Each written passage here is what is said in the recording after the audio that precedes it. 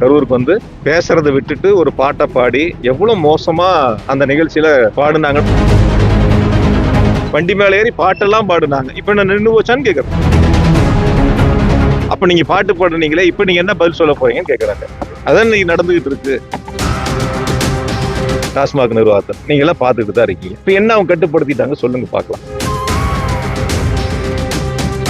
ஒரே நாள்ல நான் கூட ரொம்ப தெளிவா ஒண்ணு கேக்குறேன்.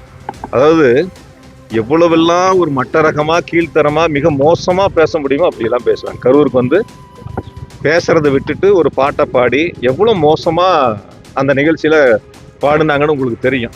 நான் அப்ப பல விளக்கங்கள் சொன்னோம், சட்டமன்றத்திலையும் சொன்ன விளக்கங்கள். அதையெல்லாம் இப்ப வந்து ஏத்துக்காதவங்க, சில பேர் புரிஞ்சு கொள்ளாதவங்க இப்ப இந்த ஒரு மாசத்துல நடக்கிறத கண்கூட சோசியல் மீடியால போறது, அந்த துறையினுடைய அமைச்சர் சொல்லக்கூடிய பதில், அதுல பணிபுரியக்கூடியவங்க சொல்லக்கூடிய பதில், டாஸ்மாக் நிர்வாகத்தை நீங்க எல்லாம் பாத்துக்கிட்டு தான் இருக்கீங்க. இப்ப என்ன அவங்க கட்டுப்படுத்திட்டாங்க சொல்லுங்க பாக்கலாம்.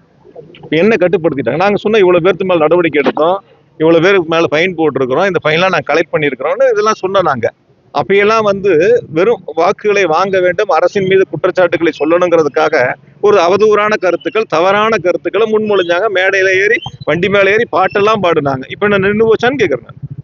நின்று போச்சான்னு கேட்கிறாரு. அதுக்கு விளக்கம் தான் கொடுக்குறாரு அந்த துறையினுடைய அமைச்சர். அத்துறையின் அமைச்சர் விளக்கம் தானே கொடுக்குறாரு. அப்ப நாங்க சொல்லும் போது ஒரு கருத்தும், அவங்க சொல்லும் போது ஒரு கருத்தான்னு கேட்கிறேன் நான். அததான் பல பேர் சோசியல் மீடியால கேட்கறாங்க. அப்ப நீங்க பாட்டு பாடுனீங்களே, இப்ப நீங்க என்ன பதில் சொல்ல போறீங்கன்னு கேட்கறாங்க. அதான் நீங்க நடந்துகிட்டு இருக்கு.